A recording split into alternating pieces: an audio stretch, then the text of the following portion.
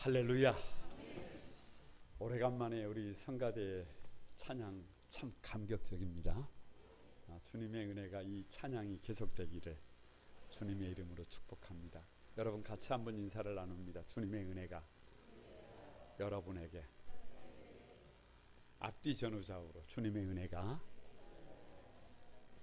여러분에게, 주님의 은혜가 여러분 모두에게 가득하시길 바랍니다. 우리는 우리 마음의 소원을 가지고 있습니다. 그것은 사랑하는 사람들을 한번 세워보고자 하는 열망을 가지고 있습니다. 사랑하는 가족들을, 사랑하는 이웃을 정말로 한번 세워보고 싶습니다. 어떻게 하면 그 사람들을 세울 수 있을까? 어떻게 하면? 감동. 그래서 키워드가 감동이에요. 그래서 가끔은 같이 사는 남편들에게도 남편들이 감동받을 일을, 아내들이 감동받을 일을, 이웃들이 감동받을 일을 한 번쯤 하고 살아야 되지 않겠는가, 그런 생각을 해 봅니다. 그런데 여러분, 정말로 우리가 우리 주변에 있는 사람들을, 우리 가족들을 감동시키면 그들이 예수님께 나와서 구원받는 역사에게까지 이를 수 있을까? 여기에는 의문이 있습니다. 여기에는 의문이 있어요. 여러분, 그래서 전도는요, 사실요, 전도 대상자를 감동시키는 것이 아니라 예수님을 감동시켜야 합니다. 왜냐 그러면 전도하려면 우리가 품고 있는 영혼들을 감동시켜야 되지요. 감동받으면 주님 앞에 나올 확률이 높아져요. 구원받을 확률이 높아져요. 그러나 그게 100%냐? 아니에요. 100%가 아닙니다. 네버예요. 네버. 옳은 이야기 같지만 틀린 얘기입니다. 왜냐 그러면 아무리 세상 사람들이 감동을 받아도 하나님의 제가가 있어야 해요. 하나님이 허락하셔야 합니다. 감동을 받는다고 다 교회에 나올 것 같으면 뭐가 어렵겠어요. 결국 해법은 우리 주님에게 있음을 믿습니다. 그래서 누가 성도냐? 가족을 감동시키는 사람, 이웃을 감동시키는 사람, 세상을 감동시키는 사람이 성도냐? 좋지요. 좋다니까요. 그런데요, 다 감동시킬 수가 없습니다. 지금 코로나 시대에 아마 이 자리에 나와 앉아 계신 분들도 예배 드리는 것 때문에 싸우고 오신 분들이 있을 거예요. 쉽지가 않습니다. 그러기에 성도는 누구보다도 하나님을 감동시키는 사람이 되어야 함을 믿습니다. 하나님을 감동시키는 곳에 하나님이 일하심을 믿습니다. 누가 항존직이냐? 우리 교회가 다음 주에 항존직 예비 투표를 합니다. 그래서 항존직들을 세우는 작업을 앞두고 있는데요. 우리 교회가 장로님, 안수 집사님 그리고 권사님들의 피택을 앞두고 있는 것이지요. 오늘 말씀을 가만히 준비하면서 누가 우리 교회의 리더가 되어야 하느냐라고 묻는다면 이렇게 말씀드리고 싶어요. 성도들을 감동시키는 사람들. 벌써 눈치채고 아멘 안 하시잖아요. 그러나 때로는 성도들에게 미움을 받을지라도 주님을 감동시키는 사람들이 되어야 함을 믿습니다. 왜요? 주님을 감동시키는 곳에 하나님이 일하시기 때문입니다. 오늘 그래서 예수님의 VIP 15번째인데요. 다 같이 백부장, 예수님을 감동시키다. 오늘 본문의 백부장을 보십시오. 이 백부장은 로마의 군인입니다. 이방인 장교입니다. 그런데 그 백부장을 향하여 오늘 10절 말씀에 이렇게 말씀을 하세요. 이스라엘 중 아무에게서도 이만한 믿음을 보지 못하였노라. 제자들에게도 이런 믿음이 없어요. 심지어 바로 직전에 베드로는 믿음이 적은 자여 왜 의심하느냐라고 책망을 받습니다. 거기에 모여있는 수많은 성도들에게도 이런 믿음이 없어요. 그런데 예수님을 감동시키는 사람이 전혀 별개의 사람이에요. 여러분 생각을 내보시기 바랍니다. 이 백부장이 자기 집에 하인을 감동시킨다고 중풍병이 치료가 될까요? 이 백부장이 정말 자기 집에 누워있는, 질병 때문에 신음하고 있는 이 사람의 마음을 풀어준다고, 이 사람의 마음에 감동을 준다고 이 사람이 자리를 털고 일어날 수 있느냐? 이거 사실 불가능한 일입니다. 마음을 좀 편하게 해줄 수는 있지만 불가능한 일이에요. 그런데 여러분, 이 백부장이 예수님을 감동시켰을 때 주님께서 백부장에게 이렇게 말씀하셨습니다. 가라, 내 믿음이 너를 구원했다. 네 믿음대로 되라. 즉시로 누가 중풍병자가 고침을 받은 줄로 믿습니다. 주님이 감동하시니까, 주님이 감동하는 그곳에 여러분 하나님의 은혜가 있고 하나님의 일하심이 있는 줄로 믿습니다. 그래서 오늘 백부장은 어떻게 예수님을 감동시켰을까? 세 가지를 살핍니다. 첫 번째, 다 같이 백부장의 사랑이다. 여러분 6절을 한번 같이 읽어봅니다. 6절입니다. 시작. 이르되 주여, 내 하인이 중풍병으로 집에 누워 몹시 괴로워하나이다. 여러분 왜 백부장의 사랑이냐? 당시 이스라엘은 로마의 지배를 받고 있습니다. 그 지배를 받고 있는 그 이스라엘에서 로마군 장교, 그것도 백부장의 위치는 대단한 것입니다. 여러분 많은 하인들이 있었어요. 그 중에 하나가 중풍병에 걸렸습니다. 하인은 천한 노예입니다. 로마인 백부장이 그 천한 노예의 병을 고쳐달라고 예수님께 직접 찾아서 나온다는 것은 사실 찾기 어려운 일입니다. 사람을 보낼 수는 있어요. 아니 그 병자에게 휴가를 줘서 예수님 앞에 나가서 고침을 받게 할 수는 있습니다. 그런데 주인이잖아요. 백부장이잖아요. 직접 나온 거예요. 직접 나와서 예수님 앞에 간청을 하는 거예요. 왜요? 그 종을 귀히 여기는 거예요. 그 종을 소중히 생각하는 거예요. 그 종을 배려한 거예요. 그 종을 사랑한 것입니다. 그래서 예수님은 백부장의 그 사랑의 마음을 본 것입니다. 다른 사람을 아끼고 소중히 여기는 그 마음, 다른 사람을 세우려고 몸부림치는 그 백부장의 그 아파하는 마음을 본 거예요. 그래서 이 백부장의 그 사랑의 마음을 알아보시고 예수님께서 7절에 내가 가서 고쳐주리라. 왜요? 예수님께서는 백부장에게 한 영혼에 대한 사랑이 넘치고 있음을 보셨어요. 거기에 감탄하신 것입니다. 진실한 사랑이 예수님을 감동시킵니다. 진실한 사랑이 있는 곳에 감동이 있어요. 힘들고 어려워도 가족들에게 그 사랑이 있을 때 가족들이 감동합니다.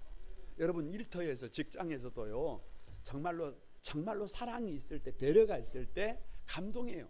우리 교회도 마찬가지입니다. 이런저런 어려움들이 많이 있지만 교회 안에 참 사랑을 보게 될 때 사람은 감동하는 것이에요.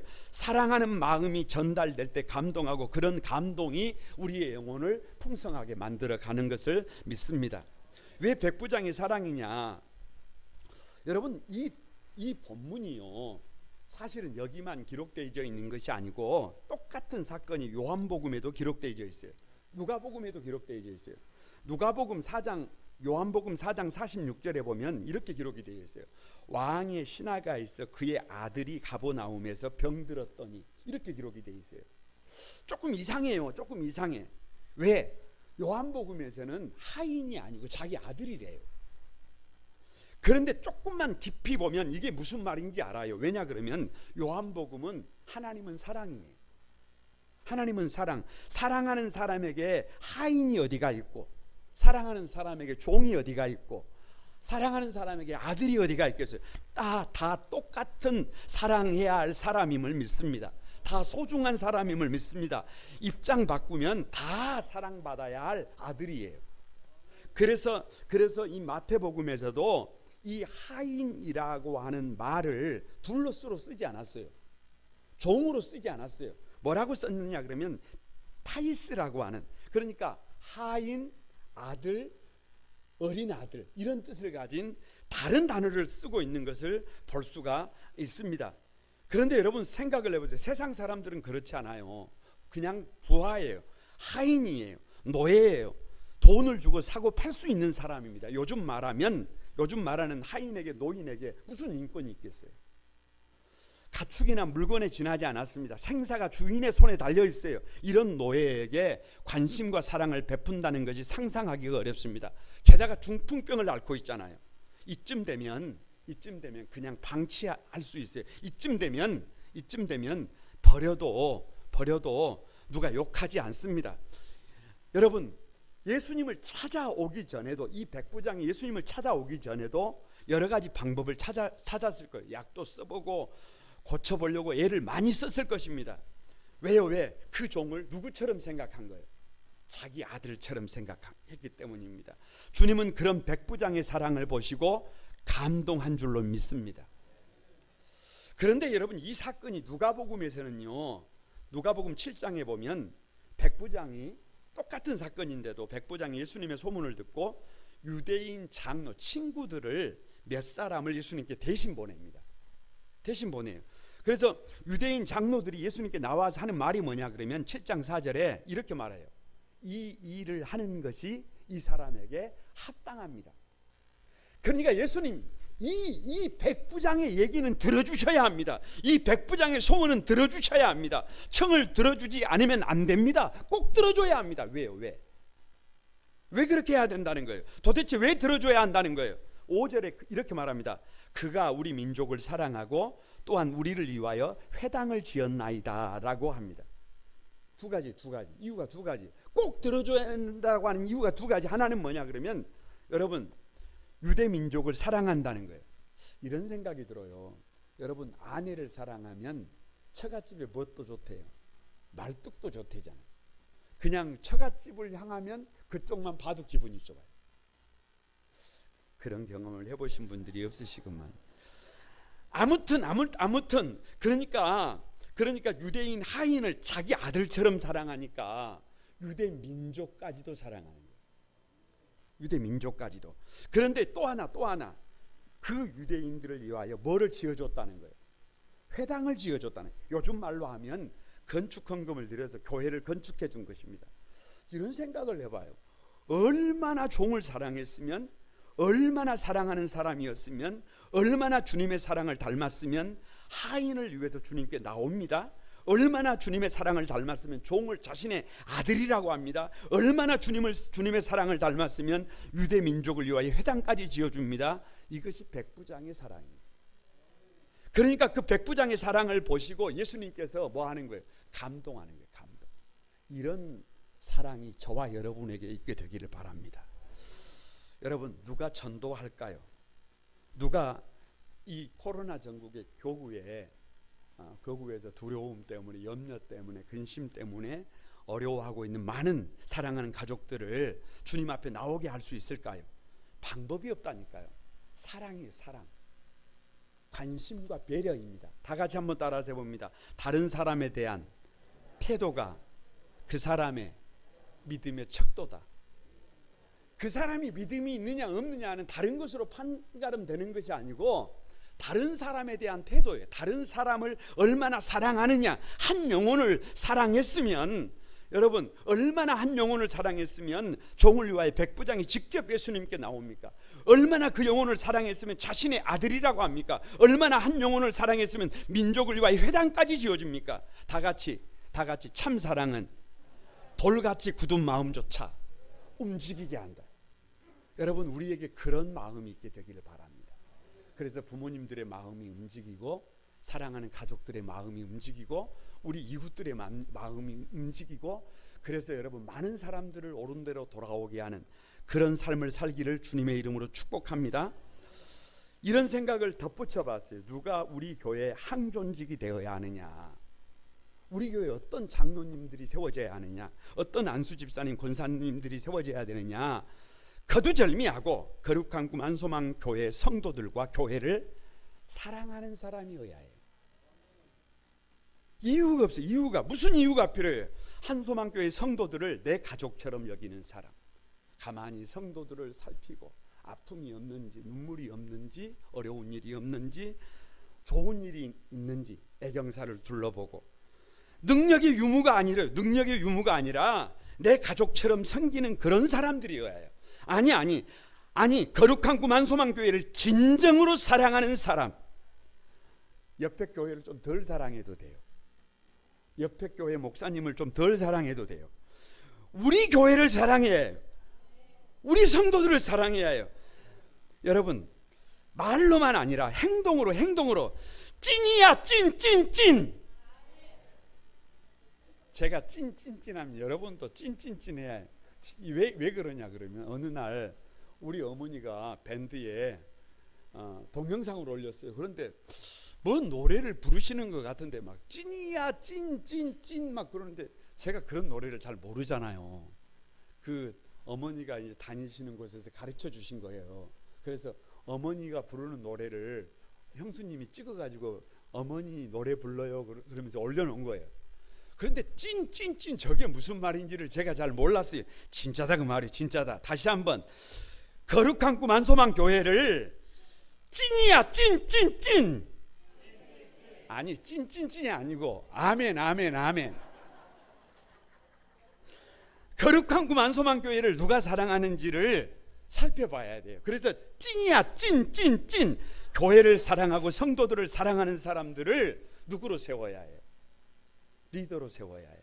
그래야 우리 교회가 주님을 감동시킬 수 있고, 그래야 주님의 일하심을 경험할 수 있습니다.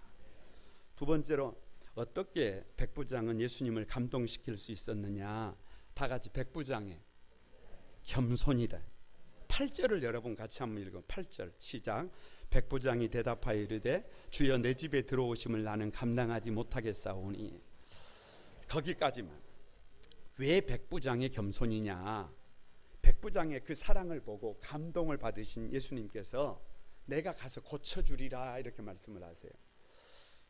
여러분 아마 성경 그 어디에서도요 가자, 내가 가서 고쳐주마 이렇게 직접 말씀하신 곳이 별로 없어요. 감동했다는 거예요. 그런데 이상한 것은 백부장이 이렇게 말씀을 하세요. 주여 내 집에 들어오심을 나는 감당하지 못하겠습니다. 가자고 하는데 화들짝 하는 거예요. 가자는데, 고쳐주시겠다는데, 소원을 들어주시겠다는데 딴 얘기를 하는 겁니다. 딴 얘기를 해요. 어떻게 생각하면 이건 좀 말이 안 돼요. 왜? 백부장이잖아요. 당연히 주님이 우리 집에 오셔서 좀 고쳐주실 때도 좀 격식을 좀 갖추고 좀 거창하게 안수도 해주고 방언도 하고 조금은 또 특별한 모양을 갖춰서 병을 고쳐주셔야 누구 좀 폼도 날 거 아니에요. 백부장의 폼도 좀 날 거 아니에요. 당연하게 그렇게 생각할 수 있어요. 그런데 백부장은 그러지 않았어요. 이렇게 말합니다. 주여 내 집에 들어오심을 나는 감당하지 못하겠사오니. 헬라어 원어를 그대로 직역하면 나는 가치가 없는 사람입니다. 나는 부족한 사람입니다. 나는 자격이 없는 사람입니다 라는 뜻이에요. 겸손해. 무슨 이유가 필요해요? 여러분 익은 벼는 고개를 숙입니다. 왜요? 왜? 열매 때문에 고개가 숙여지는 거예요. 그런데 쭉정이는 뭐를 들고 있어요? 고개를 들고 있어요. 여기 예수님이 자기 집에 모시는 것을, 아니 자기 집이 좋지 않아서, 자기가 힘이 없어서 모실 수가 없어서가 아니라 자기를 작게 여기는 거예요. 자기를 작게 여기는 것. 그 마음을 주님께서 높이 보신 것을 믿습니다. 그래서 낙타는 잘 아는 것처럼 짐을 실을 때 주인의 앞에 무릎을 꿇습니다. 그리고 짐을 내릴 때 다시 무릎을 꿇습니다. 여러분 겸손은 존귀와 재물의 앞잡이입니다. 그래서 예수님께서 그 백부장의 겸손에 감동하신 것을 믿습니다. 왜 백부장의 겸손이냐? 교회가 배려를 해주셔서 이 어려운 시국에 저는 지난 한 주간 휴가를 다녀왔습니다. 30년 함께했던 세 분 목사님 친구 목사님들을 찾아서 가서 교회도 돌아보고 밥도 같이 먹고 대화도 하면서 유익한 시간을 보냈습니다. 다들 열심히 목회를 하는 모습에 감동도 받았고, 나도 정말 최선을 다해야 되겠구나 그런 결단도 함께 할 수 있었습니다. 그 중에 특별히 하이 중한교회를 섬기시는 이문평 목사님의 목회를 둘러보면서 참 큰 감동을 받았어요. 여러분 기억하실 거예요. 2012년에 태풍이 왔을 때 교회가 붕괴됐어요. 그런데 가보니까 교회 본당이 우리 교회처럼 본당을 이쁘게 짓고 그 옆에 별동으로 교육관까지 깨끗하게 건축해 놓았더라고요. 목사님의 말씀이 이렇게 말씀을 하세요. 그때는 태풍 때문에 많이 울었는데 태풍이 하나님이 선물이 되었습니다 라고 하시더라고요. 이런 말씀을 드리기에 좀 송구스럽지만 여수에 계시는 아버님 어머님을 모시고 거기서 같이 살았어요. 그런데 태풍에 교회가 무너지고 나서 아들이 우는 모습을 아버지가 보지 못해서 어느 날 부르더니 아들 내가 목포에 나가서 따로 살면 안 될까? 네 우는 모습을 못 보겠다. 아버지가 그러시더래요. 그럴 정도로 그렇게 어려웠는데 태풍 때문에 많이 울었는데 태풍이 오히려 하나님의 선물이 되었습니다. 그런 말을 하더라고요. 하나님의 일하심은 신면막측한 것입니다. 여러분 어린이 교육에 관심을 갖고요. 그 척박한 섬에 땅을 기부 체납해서 어린이집을 잘 지어서 운영을 하고 어르신들을 향한 따뜻한 마음이 있어서 어르신 돌봄센터도 운영을 하고 계시고 특별히 하이도에 가면 김대중 대통령을 생각하게 만드는 큰 바위 얼굴이 있어서 거기가 관광 명소입니다. 그런데 거기 큰 바위 얼굴 학교를 만들고 거기에 교장. 그래서 가만히 가서 며칠 있으면서 이게 보는데요. 한 사람이 할 수 있는 일이 아니에요. 불편한 몸을 가지고도 1인 3, 4역을 감당하고 있었습니다. 참 감동이 됐습니다. 목사님과 대화를 나눈 중에 이런 말씀을 하시더라고요. 김 목사, 관건은 자기 부족함을 얼마나 아느냐 그것인 것 같아. 여러분 다 같이 한번 따라서 해봅니다. 관건은 자기 부족함을 얼마나 아느냐 그것이 문제예요. 교회에 시어머니 한 분이 계시는데 시어머니 권사님이 계신데 그래서 권사님이 자기를 너무 크게 봐요. 그러니까 자기 아들도 커요. 그런데 그 집에 들어온 며느리가 너무 작게 보인 거예요. 그러니까 그 며느리가 얼마나 그 집에서 사는데 숨을 쉴 수 있겠어요? 숨을 쉴 수가 없는 거예요. 여러분 비단 이것이 그 가정의 문제냐, 이것이 오늘 우리 교회의 문제이고 오늘 우리 가정들의 문제가 이것임을 믿습니다. 만 가지 문제 중에 가장 큰 문제가 자기 자신을 너무 크게 보는 거예요. 섬에서 그 건축을 다 마치기까지 그 빚을 다 갚기까지 여러분 그 목사님이 어떻게 살았을지 눈에 선하더라고요. 적금 하나까지 다 털어서 드리고 지금도 사택에 들어가 보니까요. 오소리굴이에요. 오소리굴. 목사님의 서재는 보일러가 들어오지가 않더라고요. 정말 왜 저렇게 사실까? 왜 저렇게 사실까? 자기를 위해서는 nothing이에요. nothing. 아무것도 하지. 그런데 교회는 어떻게 만들어놨어요? 교회는 반짝반짝이게 만들어놨어요. 눈물이 나왔어요. 지난 수요일 저녁에 설교를 부탁해서 제가 설교를 전하면서 이런 말씀을 드렸습니다. 목사님은 장로님들과 성도님들을 진심으로 위해주고 우리 장로님들과 성도들은 목사님을 꼭 위해줘야 합니다. 우리 형님 목사님을 꼭 좀 잘 도와주시기 바랍니다 라고 말씀을 드리면서 이런 말씀을 드렸어요. 장로님들께 목사님 서재에 난방은 되는지 직설적으로는 말을 못하고 사택은 환기는 되는지 살피는 것도 누구의 몫입니다? 장로님들의 몫입니다. 라고 그렇게 말을 돌렸어요. 아니 지갑에 돈이 있으면 제가 어떻게 해드리고 오고 싶었어요. 여러분 그렇게 달려가니까 그 섬에서도 하나님이 그 목사님을 쓰시더라니까요. 벼가 익으면 고개를 숙이더라니까요. 이런 감동이 있어야 많은 사람을 옳은 대로 돌아오게 할 수 있습니다. 여러분 왜 백부장의 겸손이냐? 우리 여수의 섬이 365개인가 아시죠?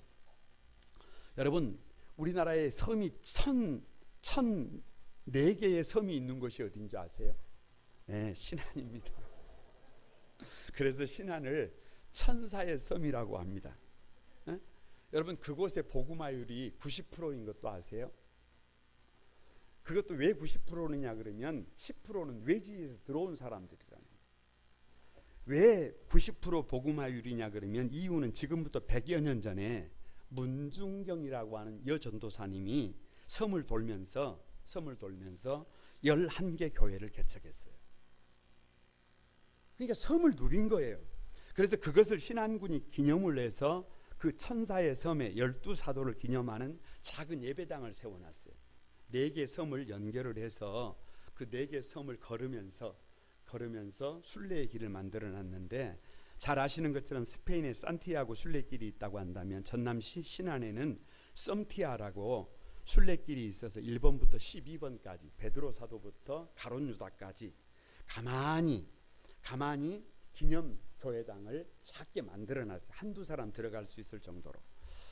그러니까 가만히 아내의 손을 꼭 잡고 둘이서 1번부터 12번까지 따라 걸으면서 기도하면서 찬송하면서 사도들을 만나는 거예요. 넓게 펼쳐진 갯벌과 아름다운 자연에 취하고 이 사도들의 영성을 묵상하면서 기도하는 것만으로도 은혜가 가득하더라고요. 힐링이 되더라고요.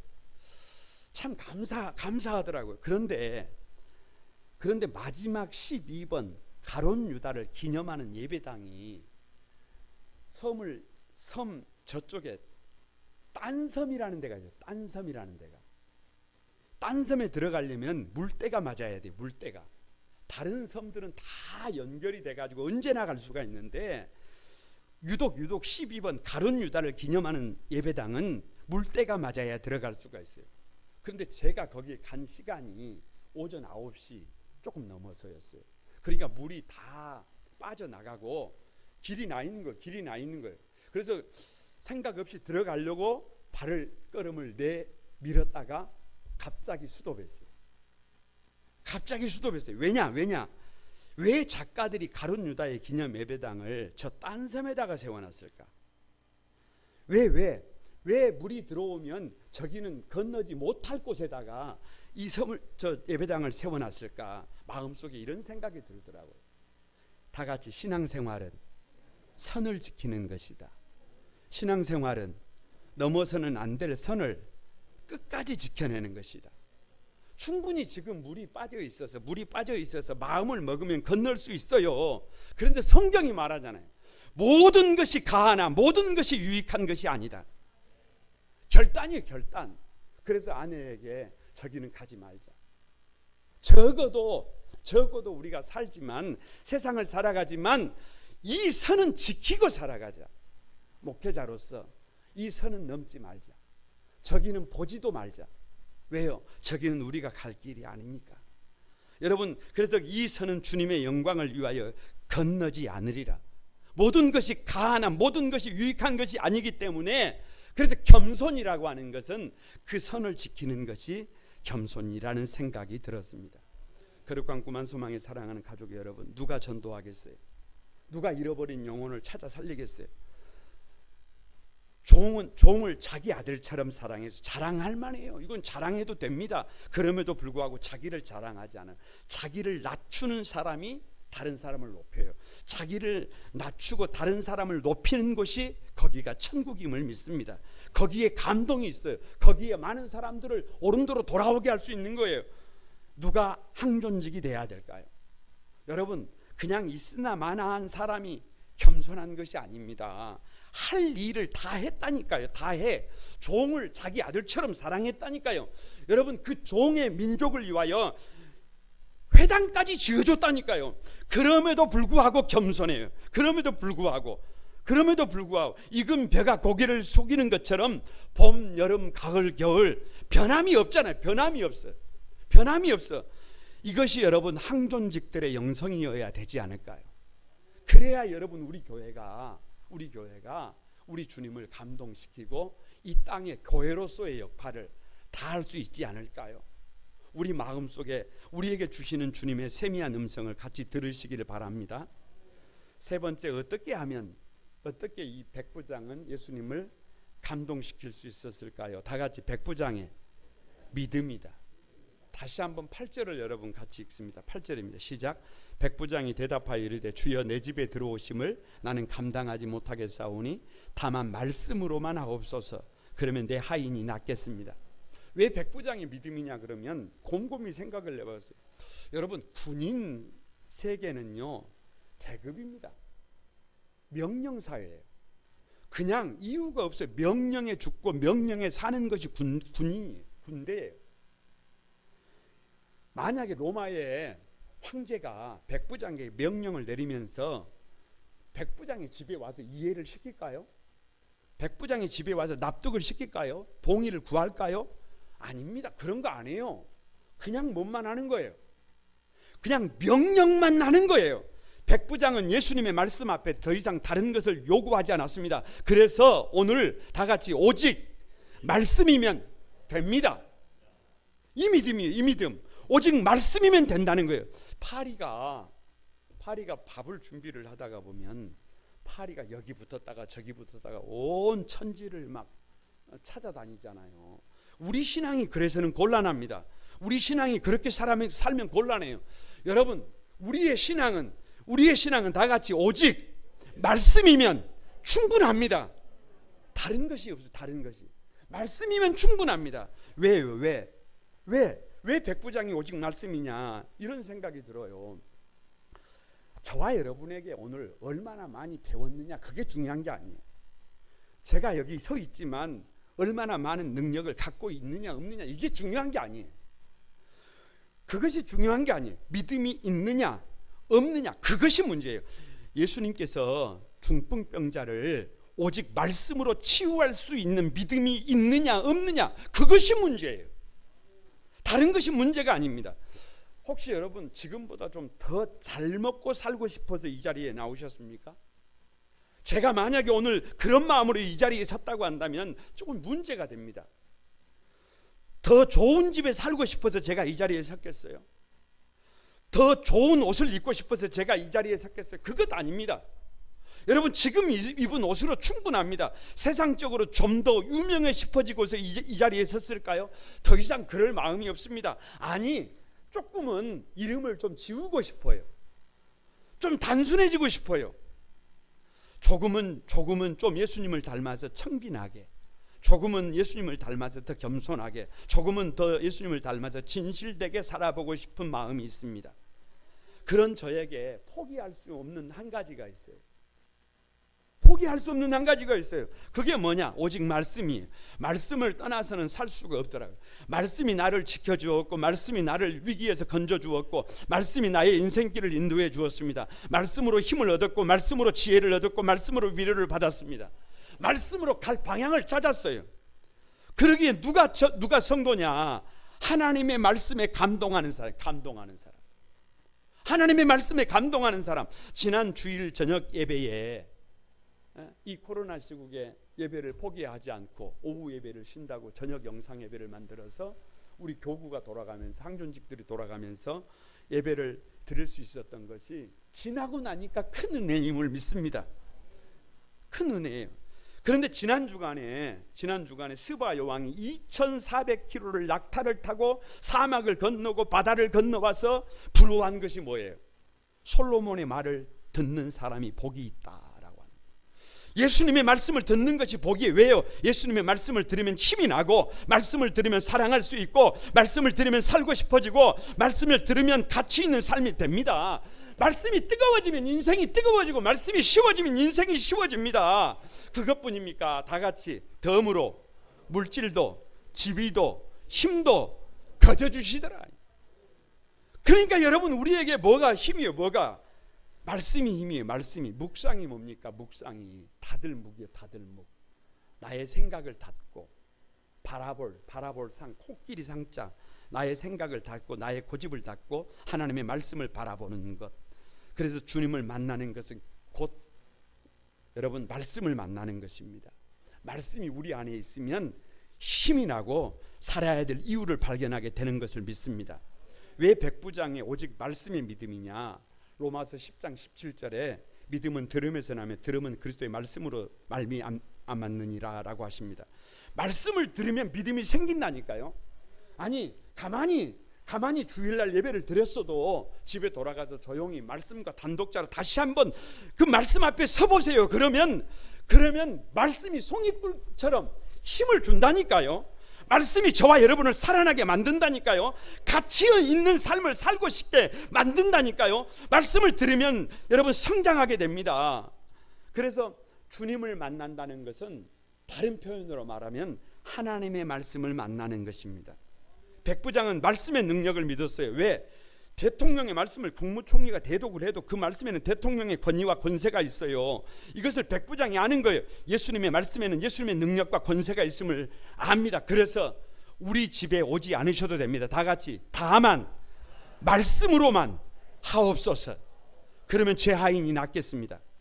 여러분, 우리가 갖고 있는 상징이 뭐예요? 우리 거룩한 꿈 한소망교회가 갖고 있는 상징이 뭐예요? 우리 교회에서 흘러나오는 물이 여수를 적시는 거 아니에요. 여수가 다 모판 아니에요.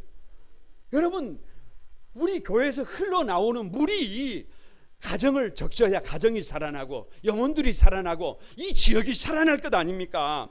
발목을 적시고 무릎을 적시고 하나님의 말씀이 허리를 적시고 하나님의 말씀이 흘러 강물이 되면 나무가 살고 갯벌이 살고 가정이 살고 시대가 살고 역사가 살아나게 될 것을 믿습니다. 우리 한소망을 사랑하는 가족 여러분, 누가 한 영혼을 살린다고요? 자기 생각에 붙들려 있으면 곤란해요. 아니 여러분, 내 생각에 붙들려 있으면 자칫 괴물이 됩니다. 하나님의 말씀에 붙들린 사람이어야 해요. 하나님 말씀 때문에 삶이 뒤집힌 사람, 새 사람이 된 사람, 하나님 말씀 때문에 힘이 나고 하나님 말씀 때문에 능력 있는 삶을 경험하고 있는 사람, 그래야 전도자가 될 거 아니에요. 누가 항존직이 되어야 해요. 끊임없이 자기 생각을 내려놓고 하나님 말씀에 자기를 쳐서 복종시키는 사람이어야 합니다. 말씀을 떠나서는 나도 답이 없다.